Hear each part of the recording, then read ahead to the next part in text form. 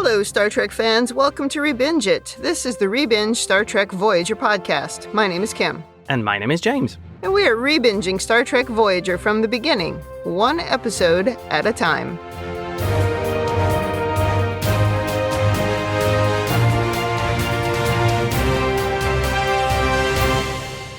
Welcome back to the podcast. Today, we are on Season 4, Episode 15, Hunters. This episode aired February 11th, 1998. Before we talk about this one, anything to say about last week's episode, which was Message in a Bottle? After editing it and listening to it again, I think it's safe to say that I really like it just for the space battles. Yeah. Your opinion of it seemed to go down as we talked about the episode. I did not enjoy it. There were too many plot holes and, frankly, too many dicks. I think you know what I mean. Oh, dear. No, it's a pretty good one. You certainly seem to think so, yes. Yeah, I'm proud of myself with that one. So, should we get going on this one? Yes, I believe the name of this episode comes from the fact they couldn't use Predator. But they don't look like predators. Oh, but because it's predator and prey, that's what you mean? Yeah. Gotcha. Also, there may be some background meowing, because I have a cat in the podcast closet with me. Oh, is she in the closet? Yes. Yeah, then her meows might be more pronounced. When she's outside the door, it's almost like just a tiny squeak you can barely hear, except when you're editing it. Oh, yeah, and this cat has a pair of lungs. Yeah, if she's in the room, you're probably going to hear it. Well, we open with Voyager receiving a garbled message from Starfleet Command. Slightly ominous music plays, and it does sound a little like a warning. Yes. But we can only get a few words. Harry says the message was sent along the same network of alien relay stations we utilized in the last episode. And why would that be surprising? That Starfleet would use the same relay stations? They just used them a week ago. I don't think it was surprising. I think it was just being sure to point out that network. Because remember, these were episodic, right? Okay. But it is amazing that they brought something back from another episode so quickly. I mean, I quite like it. Well, I really like that opening sequence of Voyager flying towards the gas clouds. That could have gone on a little bit longer. I believe that is a reuse of a shot from another episode, the one where they were hiding in a nebula from the Vidians. Oh, yes. And then they split into two. Deadlock, right? Yeah. Was the name of that episode. I think it is a reuse of that shot. It's a very good shot. Yeah. You know how I love the space stuff. Yes. Well, they try to clear the interference from the message, but everyone, especially Harry, is already overreacting about getting rescued. The voice on the message says to study the message carefully. Then it says, we have information, and it cuts off, with the bulk of the message apparently stuck in one of the relay stations about 3.8 light years away. They set a course for it, with Chuckles reminding us that the aliens weren't too happy about them using their network before. Yeah. It's like, that's right, Chuckles. That's normally Tuvok's job to remind us of such things. Yeah, that's not the last time Chakotay is going to be a downer in this episode. It is not. And Janeway does do a classic. This could be dangerous. Okay, full warp, fast as we can go, get there. Let's definitely do it then. Yes. I mean, this, I think, might be another one of those things. But both Chakotay and Tuvok suffer from this of, are you even listening to me when I point out this stuff? Oh, well, maybe Tuvok has given up, and that's why Chuckles picked it up. He looked at Tuvok, and Tuvok just shrugged. Like, hey, what's the point? Your turn, man. She's not going to listen. Now we jump to an alien ship listening to the same message, and we see a Hirogen under a wall of skulls saying to intercept the ship receiving the message. Totally not predators. The dude with the scary mask over his face looks a little like Bane from the Batman movie. I see the resemblance now. Yeah. Okay, that's funny. He dips his giant finger in white paint and paints it on his forehead, or at least in sort of one of the ridges within the helmet that he's wearing. So this is some kind of ceremonial thing for them. It just seems like a bad sign. And we cue the opening credits. There's a cool thing here where the Hirogens are controlling their ship, and it all seems to be just a series of rods that they're turning and pushing in. It's really odd, but it's a nice little effect to show, this is really alien technology. This is not like something we've seen before. Oh, yeah, I like that. It reminds me of how they would always take, well, you would see it, I think, more in the original series where they would take the little chips out and then put the little chips back in. It kind of reminds me of that. I do think this is a strong opening. I'm in. Oh, it's a great opening. Well, now Harry is speculating that Starfleet may have discovered a whole new way to rescue them. They assume everyone back home is celebrating that Voyager was not destroyed, but Chuckles says some people may have already grieved and moved on, and then found out Voyager hadn't been destroyed. But it's so far away, it might as well have been destroyed. So he's playing the role of Tuvok in this episode. Yeah, they've swapped the roles. Although I do think Tuvok should be telling Harry to think things through. Because if Starfleet could travel to the Delta Quadrant, and the Doctor had given them their position, why wouldn't they just come out to meet them instead of sending a message? Think this through, Harry. Well, it's funny because Tuvok kind of agrees with him, right? He said technology got us here, so it seems logical to surmise that technology will get us back. And if you can go there easily, you would just go there easily and take the crew home. But it doesn't mean it's easy. It might also be dangerous. I mean, they just may have come up with some way to get back. Like, I don't know, Chuckles, I think, mentions a wormhole. But it just might not be safe. I don't know. Oh, you mean, good luck, everybody. There's a 50% chance some of you will make it. Remember when they found the microscopic wormhole? Maybe it's like that. It's like you can come but one at a time. And some of you might not make it. Yeah. Harry, though, regardless of Chuckles, is very chipper, saying that his parents wouldn't have done that.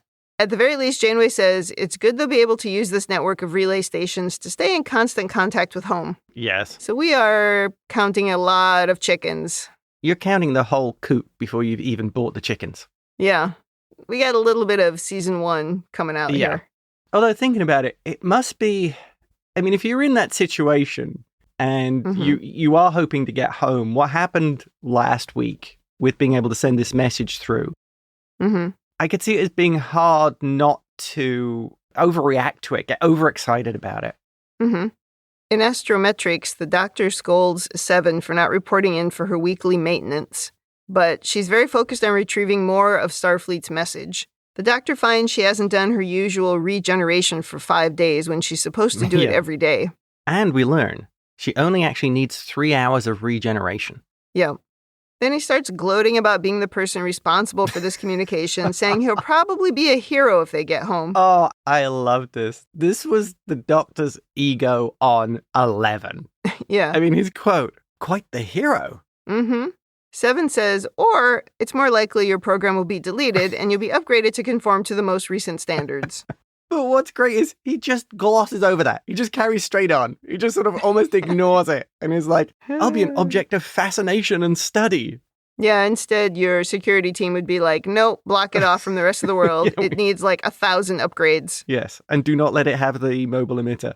I do like the contrast for the Doctor between what he has now with Seven and what he used to have with Kes. Yeah. Whereas Kes would sort of humor him about being a hero all the time. And Seven is like, yeah, probably not. Which is very funny. Yeah, Kes was much more tolerant of this. Seven is just too no-nonsense. Yes. We do see the first hints of another undercurrent, which is that Seven's very specifically doing it for the captain because she says it's important to the captain. Yeah. Yep. Now some gravimetric forces from the relay station is causing turbulence. Yeah. And they wonder how a power source that far away could cause this. It must be something big. Harry compensates and everything calms down, but then they detect a ship nearby with a dead body on board. Janeway says to beam the body to sickbay. We don't worry about quarantine, of course. We just run right to sickbay then. At least it's not beaming it into ops. That's right. And right onto the bridge. But in sickbay, we see what looks like a costume from Party City. It's like an empty rubber mask on the bio bed. I'm not even sure how the computer thought this was a body. No expense was spared in that effect. The Doctor says he suffered a complete osteotomy. In other words, he's been gutted. Yep. Nasty. Seven said the Borg encountered this before, but they didn't investigate because it was irrelevant, which I really liked. Yes, that was good because you have to, I think, in the story, back off from the Borg knowing everything and having, too much information. Oh, yeah, for sure. And I think it's good as well because it speaks, I think, to two things. One, the level of hubris that the Borg have. It wasn't of interest to them. And I think it also shows that they're just not curious at all, almost to their own detriment. Well, there was nothing to assimilate. Yeah. So they were just like, move on. Right. Like, they don't care about why or what happened. It just doesn't matter. I think that's an important trait that the Borg don't have, this willingness to actually learn and investigate. And this thought that the only way you learn is just by assimilating. Yeah. We've kind of talked about it before in episodes. I mean, not us, but like Seven has talked about that, right? Well, Janeway says, return this thing, whatever it is, to its ship. And then we never come back to this in this episode, which I found really strange. I'm wondering if there was more that was cut, whether they were trying to make that into a little bit more of a story. Yeah, it's not typical for the show to show us something like that and then not connect the dots right away.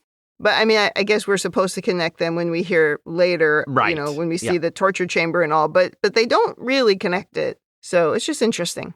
Well, 2 days later, they're finally within visual distance of the relay station, which looks a lot like the station they destroyed in the pilot, Caretaker. I went and looked it up. I'm like, wow, those are very similar. Little bits of the model reused? Yeah. Oh, okay. You bring that up. Mm-hmm. Is this station related to the Caretaker's race? I mean, maybe, right? Because they don't know where they came from. They say they're 100,000 years old. At least that's the next line that I was going to tell you. So why not? And if it looks similar and it seems to have a level of technology that maybe is way in advance of Starfleet, it could be the Caretaker's race.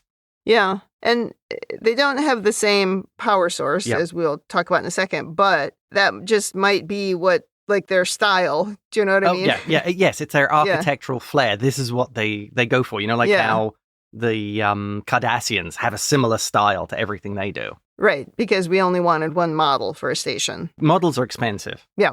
Well, anyway, like I said, this thing is at least 100,000 years old, and there are no life forms aboard. The gravimetric field hits them again, and Harry reports the station is using a quantum singularity as a power source, putting out 4 terawatts of energy, and we can't safely get any closer. And I feel we need to do a well, actually, here. Romulan ships power their warp drive using artificial quantum singularities, so why would this be surprising? Well, because this one's not artificial. Oh, so it's bigger? Oh, okay. I don't know. It's just not something they've seen before in a station. Yeah. And maybe they're also thinking, does that mean these thousands of relay stations, it's like thousands of black holes, and really we better get the hell out of here? That's pretty funny. You've literally got thousands of these potentially dangerous stations dotted all over the place. Well, Seven and the captain are in astrometrics, with Seven saying the data stream degraded during transmission and it's fragmented and out of order. Janeway is like, just get as many pieces as you can. It doesn't matter what order they're in. When she gets a piece of text, Janeway starts reading it out loud and quickly realizes they've received letters from home. Interesting. Now, did they send this as plain text? The messages? Yeah, I think so. Or maybe just standard encryption. Oh, so something just very simple. Yeah, just the standard protocol that Starfleet uses between ships.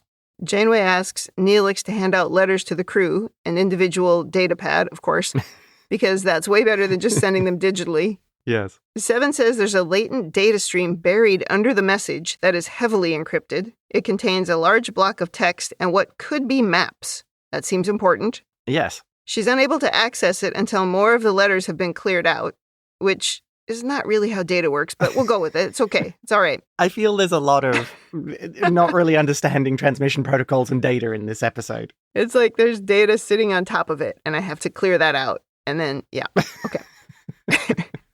Oh my gosh. I'm wondering if they forgot about things like compression, redundancy, packetizing the data with CRCs, any of the thousands of methods that have been invented for preserving data integrity when you're transmitting it. Yeah.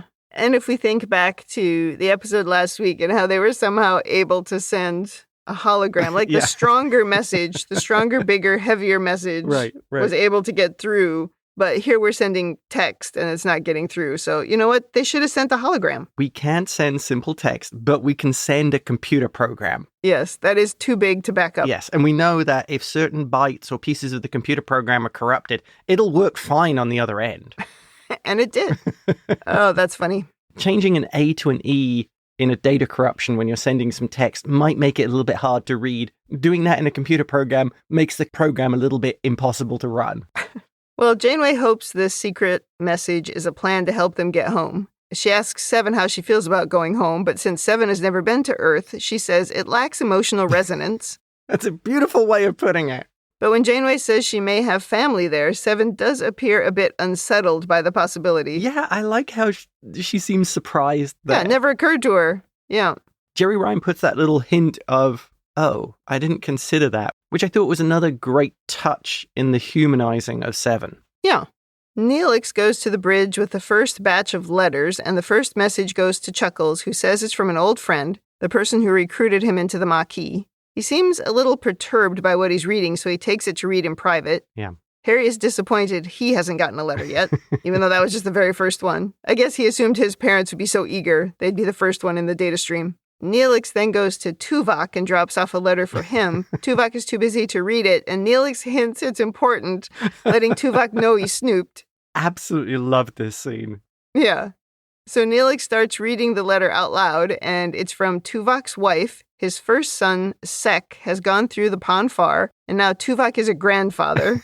It's like, ugh, the Ponfar. It's just icky. I don't want to hear about it. Tuvok chases Neelix away, and then he sets the letter down as if he's going to go back to work, but he's intrigued and he picks it back up. Oh, I like that because it did show how, even though Tuvok is the classic emotionless Vulcan, you can see he is invested in this.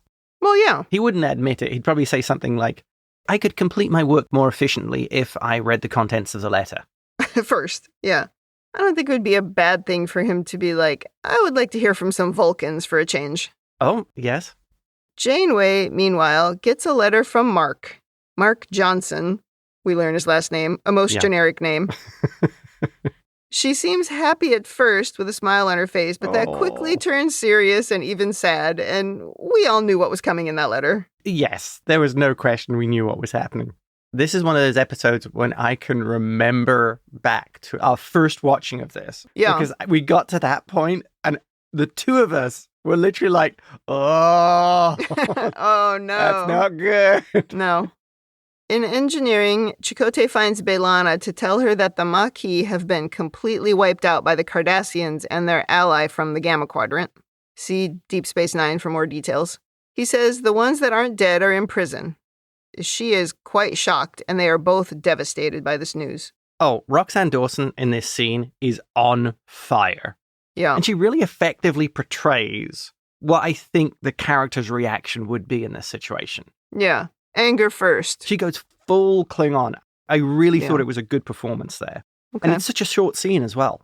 Oh, it is. I think we need to go into our analysis. Okay. Why on earth would Starfleet do this? Because they know from the Doctor half the ship is going to be Maquis, and you can tell the leader of the Maquis on the ship that your uprising has failed, everybody you know in the Maquis was killed, and the Cardassians effectively won. And remember, on top of it, they were also fighting the Federation, and the Federation sold them out and hung them out to dry in those colonies. This could massively impact morale on Voyager, or even cause the Maquis to actually rise up. Because, we've been screwed over by the Federation again, and everybody we know is dead. It's such a terrible idea. Interesting. I guess I'd say a couple things. Yeah. One, we maybe have scruples and shouldn't mess with people's mail or their private messages. Could be. That could be it. I don't think you should mess with it. I think you should literally not send anything to any of the Maquis members that contain any information about what's happened. Well, what I was going to say secondly is they may have made sure that it didn't say anything about what the Federation had done, their part in it. It was a very simplified message that the Cardassians had done this. Yeah. So they may have done that on purpose. But I see, they don't know the state of things on the ship, so it's a gamble to do it at all. Yeah. But I think it was important for the story that they did it. That's my guess as to why they did it. But that's a good point. I don't think you would want to do this at all. I feel like they would do it. We don't know what the Doctor told them about the Maquis. We don't know a lot of things. It's the problem. Yeah, I just think it's the wrong thing to do when you potentially have a crew that could be fractured. Yeah. These people are already opposed to the Federation. You could bring back all the animosities between the Federation and the Maquis. But I don't think it's a good idea to lie either, especially if... A mission.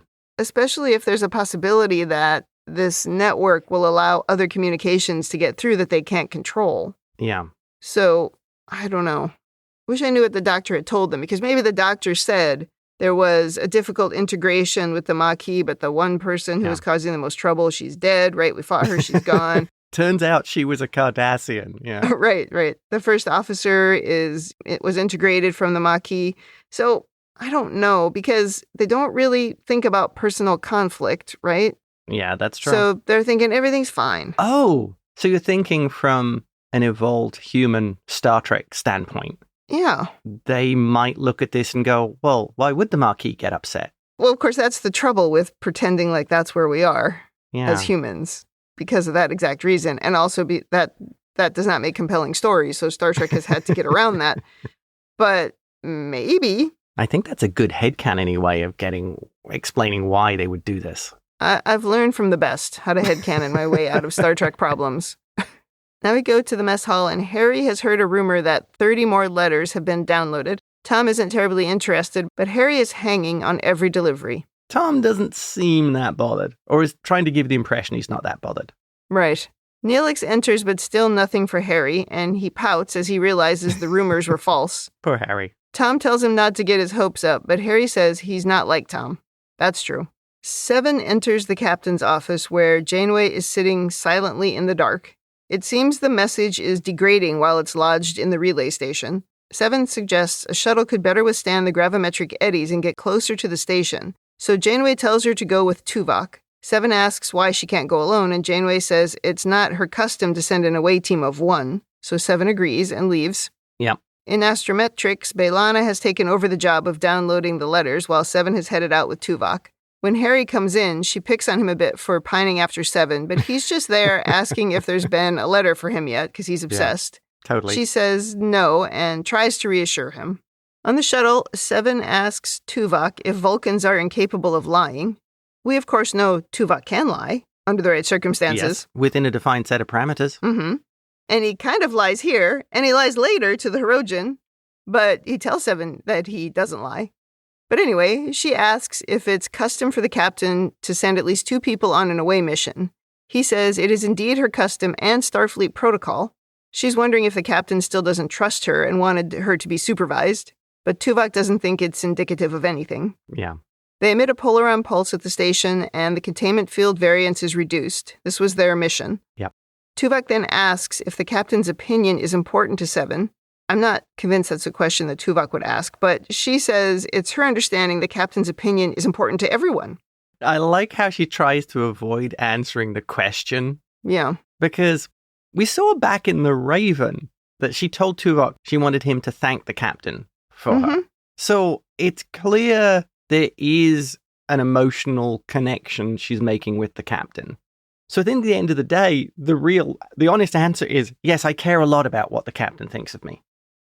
I do have this as one of my overanalysis points where I dig a little bit deeper, or maybe I have a few more complex questions about this and what this actually is. So we can talk about that later. Okay, I wait for your overanalysis. Okay.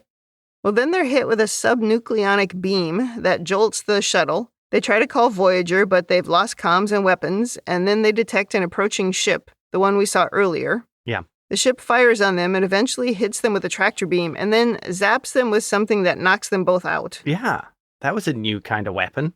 Yeah, that happened really fast. Did they take the shields down? I think they lost everything, yeah. Ah, okay. Yeah, when stuff like this happens, we lose all systems really quickly so that we can just move the story along. Right. I do question here. Wouldn't Seven have access through either Voyager's manuals or through the Borg and their knowledge of Starfleet know that a standard away mission protocol is 2 members of the crew? Yeah, but sometimes Tom goes out on his own. Yeah, that's because we don't care if we lose Tom. Yeah. Well, this is part of my overanalysis, where I think maybe she's not being super logical about Janeway. Okay. Meanwhile, on Voyager, B'Elanna calls Tom to astrometrics because she has a letter for him from his dad. He's acting kind of squirrely and trying to run away from it. He's being very flippant. Yeah. And then he says the more everyone gets excited about the letters from home, the more he doesn't want to be part of it, because what he has on Voyager is so much better than what he had before. That was interesting. I felt that was almost like a callback to the Harry in the alternative future, and I forget the episode's name, where Tom has a pretty crappy existence if he'd stayed on Earth. Well, they bicker a little before B'Elanna reveals what she learned from Chuckles. And Tom comforts her and they apologize to each other. I like how she's getting a handle on how Tom behaves. That Tom is so much front. Yeah. What Tom's really like is not the devil-may-care swashbuckler. I think all of us knew that. Well, we see more, I guess, than the characters do. She says she doesn't yet have the whole letter, so he leaves. It's like, what was the point of this whole thing? She calls him down because she has a letter, but she doesn't really have the letter. And anyway, she says she doesn't have it, so he leaves. A couple of things here. First one is Roxanne Dawson, again, on fire. When she does that whole piece where she talks about how she went from anger to crying for an hour, she's really good. Mm-hmm. Plus, seeing as this would affect potentially half the crew who were in the Marquis, wouldn't this information have gotten around the whole ship by now? Wouldn't everybody know? Well, they maybe haven't told everyone yet because they're still processing it. Oh, but you would think so. Yeah. And now that you've told Tom, now everyone will know. He'll tell Harry, he'll tell Neelix, and then everybody will know. Right. I'm not sure this is the right way for that information to get out. I mean, maybe you want to have a little scrum, a little team meeting or something to talk about it. I think you would want to do it much more officially, yeah. Yeah, but I think you should have Janeway deliver it. Because I don't think you want to pull the Maquis into a corner and talk about the Maquis. But that's just my gut telling me that's a bad idea. That's a very good point. You don't want to emphasize there are two separate sections within your crew that way. Yeah, so I guess you could just tell everyone. Oh, agreed. Although comically, we don't come back to this. In this episode, this is the end of the trauma from this news. Everybody's fine now. Now we go to Janeway's office, and Chakotay tells her the containment field has stabilized, and the letters are coming in more easily now. Janeway, meanwhile, has been studying this relay station, and she says it's generating as much energy every minute as a typical star puts out in a year, which is crazy. Yeah, that's pretty powerful. She suggests they stick around for a while and investigate this archaeological puzzle. And then we learn what Mark's letter said. The dog had puppies, and Mark was devastated about Voyager's loss. But not too devastated, because he got married to someone else a few months ago. I wonder how you put that in the letter. Oh, good news, your dog had puppies. Oh, and I got married to a woman from work. By the way, I thought you were dead, so I married somebody else. All I kept thinking when I heard this was, how do you pick somebody after Janeway? Who is going to stand up to that? I mean, it's a no-win situation. I feel Janeway would set an impossibly high bar. I would think so. Well, she says she knew this would happen eventually, but there was such a finality to the letter. Yeah. I mean, that's the thing, right? You've also been insulated from bad news back home. They've been insulated from whatever was going on with you, but you've also not heard anything bad that's happened from Earth. They're called to the bridge where Harry says they found the shuttle and it's empty. Look on the bright side, at least they didn't lose another shuttle. No, that's true. So we go now to an absolute horror movie on the Hirogen ship where we see nets hanging from the ceiling full of bones. It's totally creepy. I call it the Hirogen dungeon ship. Yeah. They don't seem to clean up either. No, it's gross. This is a good episode to watch on Halloween, by the way, which is the day I watched it. Yes. Tuvok and Seven are bound and lying on the floor. Tuvok wakes up and looks around at the torture chamber they're in. He shouts at Seven until she comes to, and then in comes the scary Hirogen saying, "You are pathetic prey," and he pulls them to their feet saying, "The hunt was not satisfying." He asks why they violate Hirogen property. Tuvok tries to explain about the communication and says to return them to their ship and then they'll just leave. The Hirogen, played by the way, 7-foot-tall Tiny Ron, says, "I took you in a fair hunt and I claim the relics of the chase." Yes. Which sounds very bad. This so reminds me of Captive Pursuit from Deep Space Nine. That sort of same hunter mentality. This is sport for them kind of thing. Yeah. Then he gets his little paint cups out again and he spreads blue paint on Seven's head. He asks if the rest of her people will put up more of a fight, and for some reason, Seven says, "You will find our captain a formidable opponent, and our ship heavily armed." I would not antagonize this guy or encourage him. He also paints Tuvok's head, and then Tuvok also threatens him. I'm like, what are we doing? In comes the other Hirogen saying pitiful relics, but the first Hirogen, Tiny Ron, says, "They are the first of their kind. I will be envied." This is so Predator canon. I don't know how many. We'd only had 2 Predator movies by this point, but I'm pretty sure we had the comics at that point as well, where the Predator Society, it's on the skulls you have and the enemies you've defeated. Oh. So there's so many parallels in this between the Hirogen and the Predator. Okay. I've never seen Predator, but I'll take your word for it. Tiny Ron tells Hirogen number 2 to go into stalking mode, but he hesitates because the other ships have not arrived. Tiny Ron wants to claim the prey for himself. Tuvok and Seven watch as these two just sort of argue about what to do next. Yeah.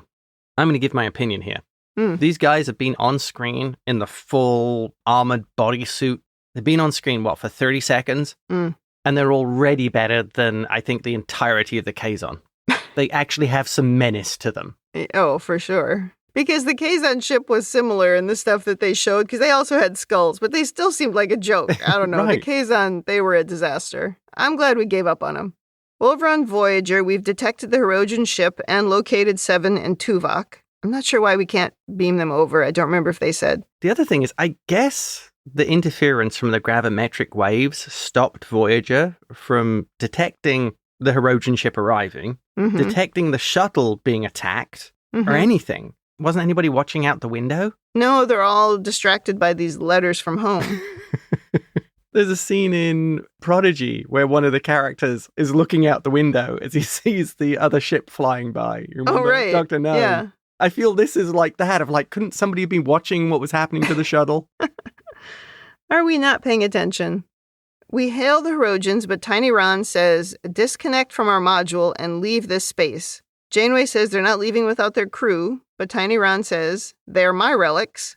Janeway tries to negotiate, but he tells her to leave now or they'll also be taken. She says, give me my people or prepare for a fight. He says, they're mine. And so Janeway goes to red alert. Nice. Do not poke the Janeway bear. After the ad break, Tiny Ron comes into the torture chamber asking, they don't have names, so I'm just going to call him Tiny Ron. Yeah. He comes into the torture chamber asking if the relics are ready because he wants to make the first kill and he wants Hirogen number 2 to witness it. But Hirogen number 2 says, now is not the time for this. A battle is coming and we must join. So the squabbling continues. Yeah, this guy seems a little bit too obsessed with the relics and collecting the trophies. Yeah. Rather than dealing with the events that are happening right now. Deal with the important stuff. Yeah. The wild thing is in this scene, the height difference is even more emphasized by the camera angle. So the Hirogen they're standing having this argument with Tuvok and Seven kind of mixed into the picture. And they look like they are 3 feet taller than Seven and Tuvok. It's very good camera work. And I assume it's using perspective, and these guys are pretty big. Yeah. So it makes them look enormous. Yeah, we see later they're not quite 3 feet taller, but in this scene they absolutely look like giants. I do think Tuvok is not helping here, though. No. Because he says, if you harm us, our captain will hunt you down and show no mercy. This is where I thought Tuvok was lying. That's not a truth, and nobody ordered him to say that. So he lies if he thinks he's not lying. It's also totally the wrong approach to dealing with a warrior or predator race. They'd love that. They want the fight. Yeah. When I beat them, it will prove my skills. Yeah. Or he's thinking this is how you have to communicate in order to, I don't know, get through to them. But I don't know. I think it's a mistake and it's a lie. That might be a good point. If you're dealing with Klingons, that might work. You might be able to outbluff them.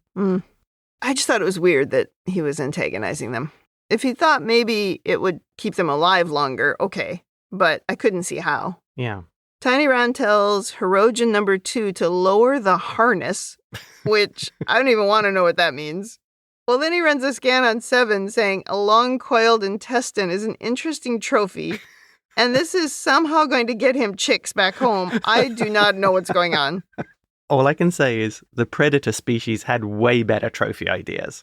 I mean, the skull and the spine. Well, they like all those things too. They have them up on the wall. They don't want the skin. That they obviously just leave behind. Yeah, I don't think we've ever seen a cold intestine. I can see the other predators going, dude, what the hell is this? What are you doing? So gross. Seven calls him a crude species, saying, only your size makes you formidable. That does sound like something a Borg would say. Yeah. Tiny Ron, at this point, grabs a big blade to begin cutting up Tuvok, and he talks about cutting into his back, and I'm just like, oh, no. Gross. B'Elanna tells the captain she still needs half an hour to get the rest of the messages out. Harry reports the Hirogen ship has some kind of monotanium plating. That's a new one. And there are 3 other ships closing fast, and they're quickly going to be outgunned. Yep. Janeway has an idea to try and use the quantum singularity in the station to their advantage. This already sounds like a typical Janeway plan. In other words, crazy. Yes. She suggests boosting the effect of the singularity to increase the gravitational pull. She thinks that will stop the oncoming ships. Harry suggests weakening the station's containment field with an anti-Thoron burst. So the plan is to weaken the containment field of a black hole. Correct. That they are also close to. Janeway plan. Yes, this is a traditionally wildly reckless Janeway plan, and unfortunately Tuvok is not on the bridge to point out how incredibly ill-advised it is. Yeah. The rest of them all try, though. They're like, what? What are you doing? Although at this point, since the Borg thing, they're like, yeah, okay, man. Whatever you want to do, we're here for you. So off we go with some precautions that are supposed to protect Voyager with, I don't remember, was it a warp bubble? Some kind of bubble around the ship. I believe it was having Tom keep his fingers crossed. Oh, Lord. Everything starts shaking and we try to beam Seven and Tuvok back, and of course it doesn't work. Yep. On the Hirogen ship, everything also starts shaking, and Tuvok grabs a blade and tries to fight back while the 2 Hirogens are distracted, but it doesn't go well, and he's thrown against the wall in like 2 seconds. Rapid failure. At least he tried. Yeah. Hirogen number 2 says Voyager is weakening the module's containment field, so they start attacking Voyager. Idiots firing. B'Elanna has gotten as much of the message as she can, so Janeway signals the other ships that she'll restore the containment field if they retreat. But instead, everybody starts firing. I feel trying to talk logically to idiots doesn't usually work out in the end. Yeah, I mean, their communication has gone nowhere. Why would you think it would work now? Yeah. The firing, of course, destabilizes the containment field, putting all of us in grave danger. I mean, who could have predicted it? I mean, my one defense is maybe Janeway didn't understand just how stupid these people were. Yeah. But that's why you should be cautious about what you're doing. You'll shoot your foot off. Wow, I shot my foot off. Can't believe that happened. Yeah. Well, the relay module dramatically collapses in on itself, and the ships all start getting sucked in. Oh, yeah, 3 of them go in, like, immediately. Boom. Yes. It's very risky, but we have to beam Seven and Tuvok out during all of this.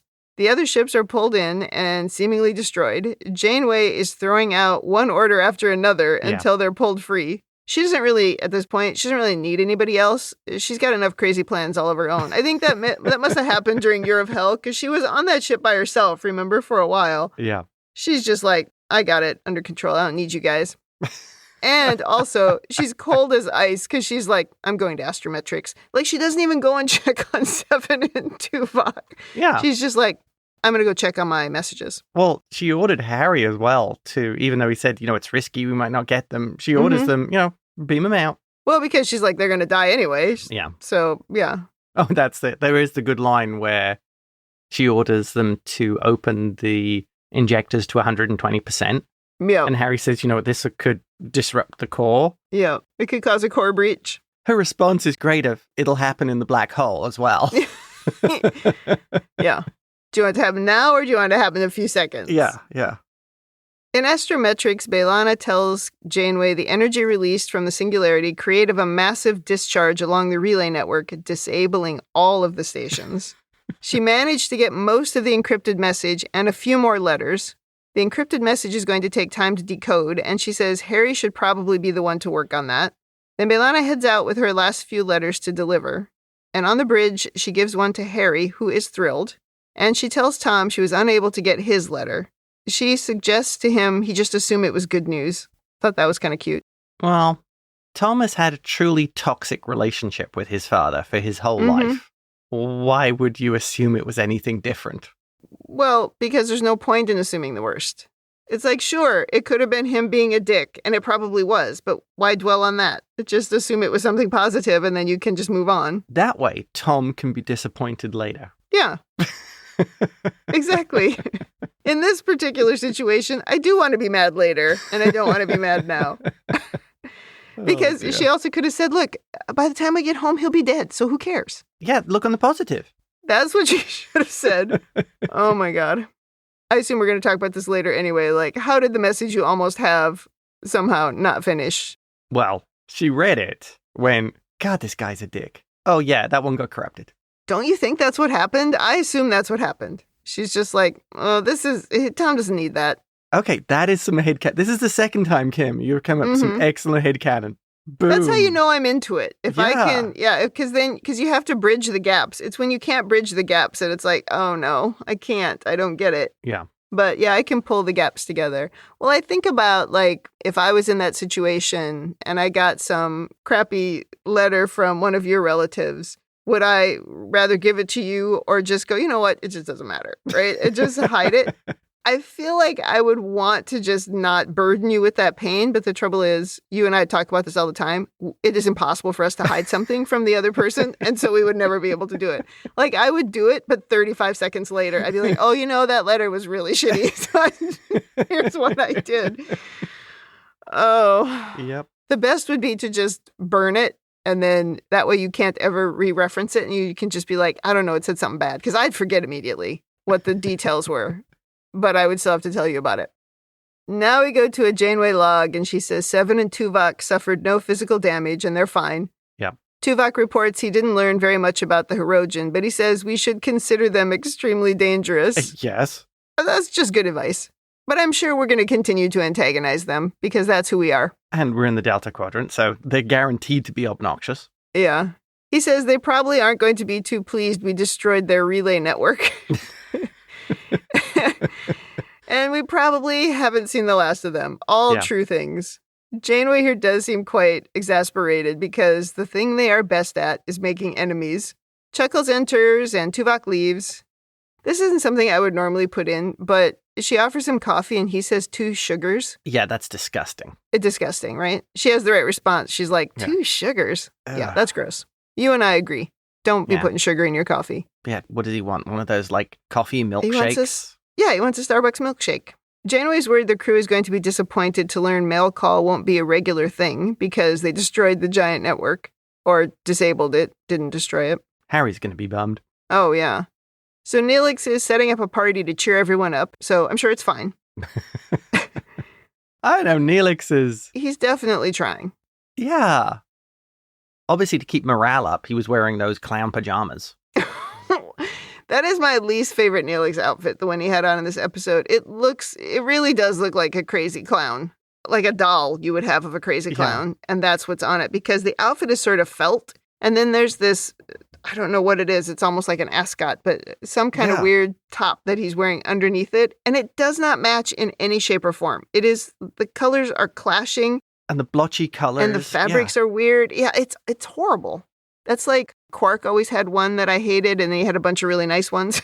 Yeah. It's like, why is there always one awful one? Did Ethan Phillips annoy the wardrobe department? Yeah. It also looks like it would be really hot to wear that. Definitely. That is not a fabric that breathes. Well, Chuckles asks Janeway how she is, and she says she's fine. She tells him she was probably using Mark as a safety net to avoid becoming involved with somebody else, which is, I'm sorry, but a wildly inappropriate conversation. But I guess who else is she going to tell? She says she's been too busy to pursue a relationship anyway, even if she had known she was alone. But Chakotay says you're hardly alone, and there's still plenty of time. But she's in an absolutely impossible situation. She cannot pursue a relationship on this ship. Everybody on this ship is subordinate to her. She can't. The only 2 people are Neelix and Seven. Yeah, let's go for 7. Or... I think, Seven's the better option. Or we have the doctor create one of those holodeck programs that he created for blood fever. That would be smarter than whatever would happen with her and any of these people. This is a terrible idea. Which is why they didn't do it, I suppose. But yeah, that would not have worked. Well, I think one of the problems Janeway has, and I think more modern Trek really deals with this quite well, the loneliness of command. Certainly Strange New World seems to deal with that. The captain, to a large extent, they are isolated and they are on their own. I mean, you could also look at that with TNG, really, with Picard. Yeah, and it's different when it's like short stints that they might go out on. But if you're going out on this was supposed to be a short stint. Yeah. What Voyager did, but, they ended up trapped. And remember when we went to that Prodigy panel that Kate Mulgrew was on, she even said there, she was just like, Janeway couldn't have a relationship with Chakotay. Yeah. It's like, yes, of course, there were some people who clamored for it, but she's just like, she couldn't do that. She was in charge. Well, shippers always want to put the characters together who wouldn't work. I think Picard maybe, the later Picard really maybe summed it up, which is the captains are effectively married to their ships and to their mission. And if you love what you're doing, almost like the Kirk thing of you have to make a choice. Do you become an admiral and become, if you like, a relic, or do you stay in the seat? Yeah. But of course, it's always funny to think about Kirk becoming a relic at the age that Picard was just becoming a captain. Old was different in the 80s than it is now. Definitely. Yeah. I think you probably, to be one of these kinds of captains, yeah, maybe it's not necessarily that you're married to the ship, but you have such a clear purpose of what you're trying to do and what you're trying to accomplish that just you can tune everything else out. Nothing else matters. Yeah. Janeway's in a weird situation because she has no other opportunities. So maybe this is part of why because she's had to have that singular focus. Maybe that's part of why she's gone a little bit nutty. Not because she can't have a boyfriend, but because she's had to, or a girlfriend, but because she's had to have that focus because she's the only one there. She's on her own as the leader, and she has to marry herself to the mission. Where Picard could flirt and have tea with Dr. Crusher. Right. And whatever was going on there. They could be doing, if it was Captain Kirk, because I know you compare it to Kirk a lot, but if it was Kirk, he'd just be picking up aliens in every stop. And she could be doing that same thing, but I think they don't in the show 90s, we would have discouraged that kind of behavior on television. Although now I think it'd be great. I think they would do that now. Well, she did seem to like Oily G. So, But he was so gross. But yes, she had a little flirtation ability there. Yeah. I mean, maybe that's the piece of the show they don't show. Janeway is like Kirk. She's getting it somewhere. Interesting. Well, Neelix calls to say the party's about to begin and we head out and the episode ends. I did notice in this episode, both Tom and Chuckles have terrible hair. I don't know what has happened. Chuckles' hair is out of control in this scene. It's so long. And Tom's hair's a mess. The great Hollywood stylist strike of 98. Maybe. Well, you said you don't have much overanalysis, but what do you have? Okay. First of all, these relay stations are 100,000 years old and have maintained in working condition for all that time. Voyager rocks up and destroys everything. Oh, no. Think about that. That's funny. Yeah, that sounds right. Next thing. Mm-hmm. So, if the messages were degrading, how many people's messages were actually garbled? Or did they manage to recover them all? I think they got them all because she was working on the encrypted message. And she said she got as much of that as she could. The problem with the encrypted message is... if that pieces of that are degraded, and depending on the cipher that's actually used, you may not be able to decode parts of the message after the corruption. Yeah, which I think is why B'Elanna said this is going to take a while for us to try to decode this. Yeah. And why she wanted to put Harry on it. I have so many questions about their transmission protocol and how they encode things and how they encrypt them, which is never covered in the episodes. Yeah, you're never going to get those answers. I think they would be kind of boring if there was an hour-long episode on transmission protocols. What are their redundancy methods? Remember in the early days of the Deep Space Nine podcast, you were talking about the different video protocols? Yes. Yeah, they would be as interesting as that. You could do it. You could do a whole episode on those two things. Yeah, it probably would be interesting to a subset of Star Trek viewers. Mm-hmm. Well, my next overanalysis point. So, do you remember the episode where they found the wormhole that led back to the Alpha Quadrant, except it was in the past? Mm-hmm. And there was the Romulan? Eye of the Needle. I guess he didn't send any of the info to Starfleet about how they were alive. Well, I mean, that was the implication in the episode. because he died so long before it happened. And at the time, the Romulans weren't really sharing. And still aren't. So they sort of ripped your heart out at the end. And it does seem like, yes, that's what happened. So Yeah. Or Starfleet knew, but kept it quiet. Oh, because it violated the temporal prime directive. Totally. Oh. Those jerks. Good one. Can't believe those jerks would do that. No, I can believe it. Yeah, I can, yeah. And that wraps up my overanalysis. What do you think they're using that network for, the Hirogen?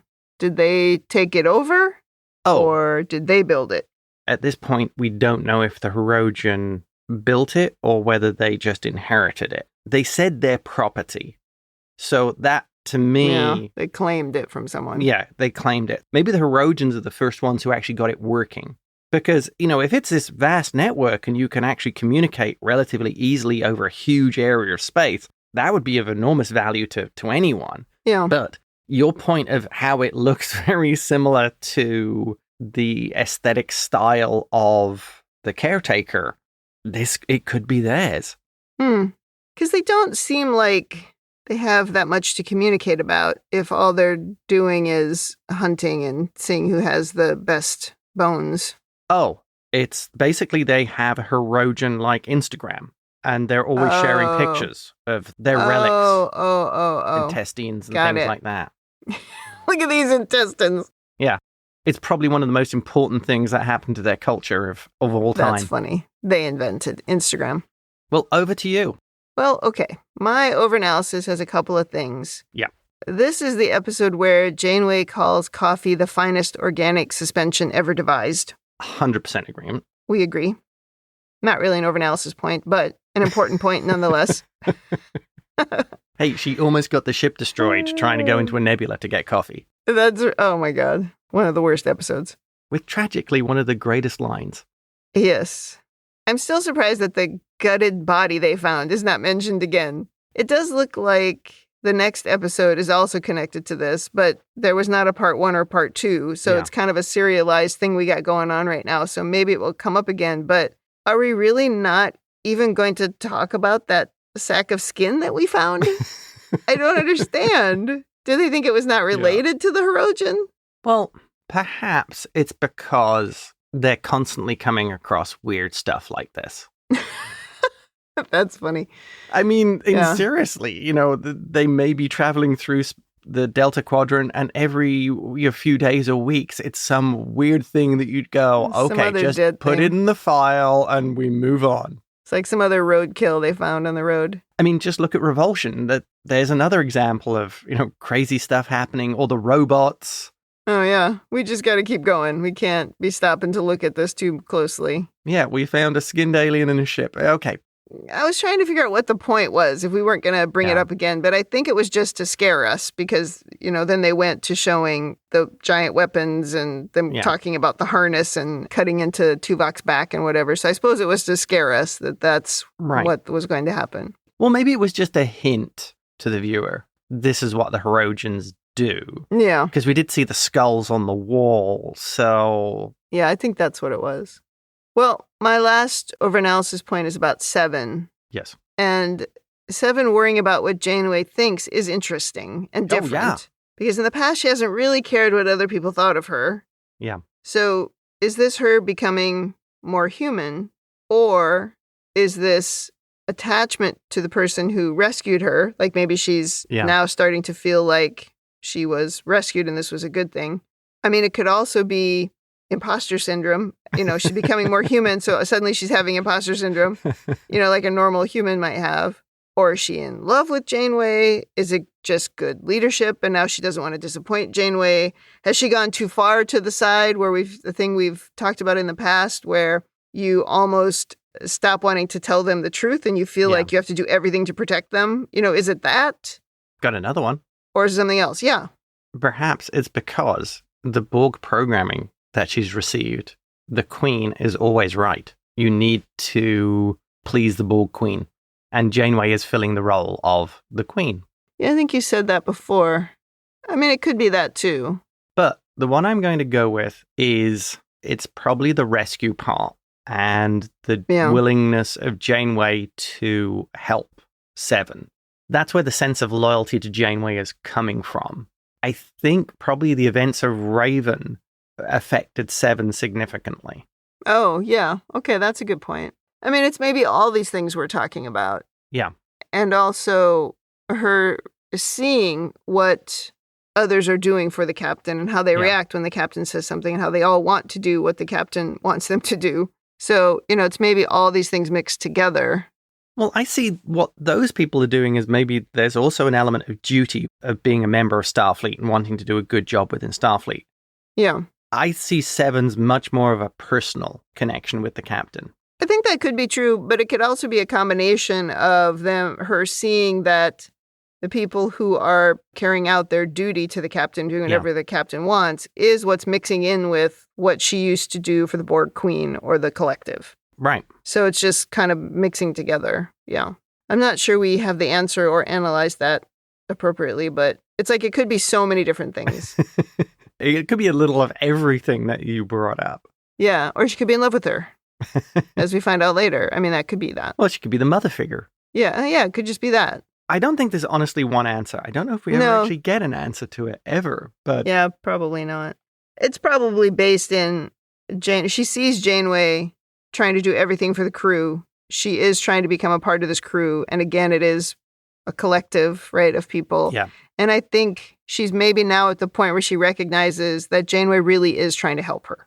Yeah. And so she just feels like she has to do what Janeway wants, or, you know what I mean? She has to really impress her.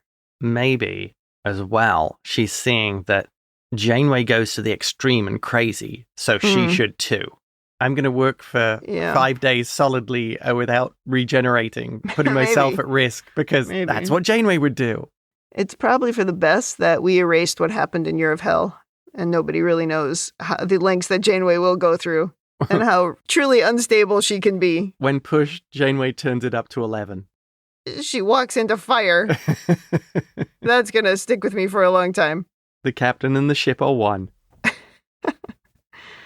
Okay. Oh, I do have a little section here about performances. I feel like we've lost a little bit of our mojo in terms of the emotion of this show. It's better in this episode than it was in the previous one. Oh, yes. But it does feel like maybe Year of Hell strung us all out a bit. Like we all need a vacation or something to kind of get us back on track with the emotions. I don't know. Roxanne Dawson was fantastic. Yeah, she was good. But everything else felt a bit muted. Yeah. So in Janeway's leadership corner, we are so in this mode where Janeway will just destroy the universe to save the crew members. I mean, I like it. That's very Star Trek. But also, geez, what? Why are we like this? I think because the point we're at with Janeway is very much she is so single-minded about getting the crew home that nothing is too extreme. And she's not going to leave anybody behind. She will blow the freaking ship up before she leaves one person behind, which is wild.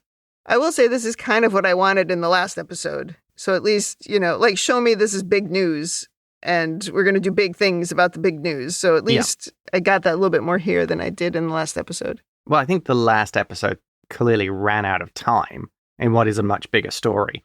And this is the episode which actually gives that side of it of what a big deal this really would be. Yeah. You've let people back home know you're still alive. And even better, you're getting basically mail from home.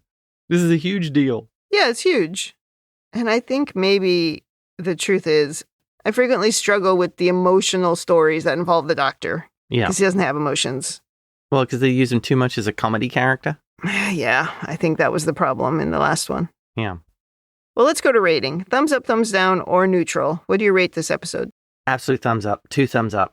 What a great episode. An introduction to a villain who, I mean, we don't get a lot of screen time with them, and they're already better than the Kazon. So true. I will admit, maybe a lot of this comes from, let's face it, they're predators. So they are great when they appear. Okay. And I think the episode was really solid. And I really like the continued development of Seven. I mean, I'm not an expert on TNG, but it feels like she's filling the Data role in this show. Yeah, I think that's fair. She at least, I guess, has a trajectory towards being human, whereas Data, the best they could do with him was give him an emotion chip. But they needed to do that because it was what he wanted the whole time. So, yeah, I can see that. So thumbs up. Thoroughly rewatchable as well. Oh, yeah, I agree with that. Over to you. Yeah, I agree. Thumbs up. I like the almost serialization part of the episode and these few episodes. Yeah. I like that. I think we weren't overly sentimental because we certainly could have been. I also like Janeway being like, well, I should have known about this Dear John letter, but whatever, moving on. By the end, she's like, moving on. It has been a while since we were tantalized by getting home, and had our hopes up and then crushed, which we kind of struggled with in the first season. Like, we just can't keep doing this. But I think it's okay if they sprinkle that in and don't use it too much. And I like this. This wasn't quite the, we can find a way home. No. This was a we can contact home, even if it's only briefly. Yeah, it was a connection, which they didn't have before, because now, at the very least, even if they didn't get a letter, they all know that their families know they're alive. Yeah. Even if they're dead. That's the other thing we talked about. So yeah, I give it a thumbs up. I really liked it. It was very entertaining. So that wraps up Season 4, Episode 15. Come back next time for Episode 16. In the meantime, if you'd like to send us your own overanalysis of this or any episode, or if you just want to say something nice, you can email us at rebingeit@gmail.com. You can also find us on the socials. We are on Blue Sky, Instagram, YouTube, and Threads at ReBingeIt. And we have, or at least are a part of a Facebook group, facebook.com/groups/Star Trek TTM podcasts.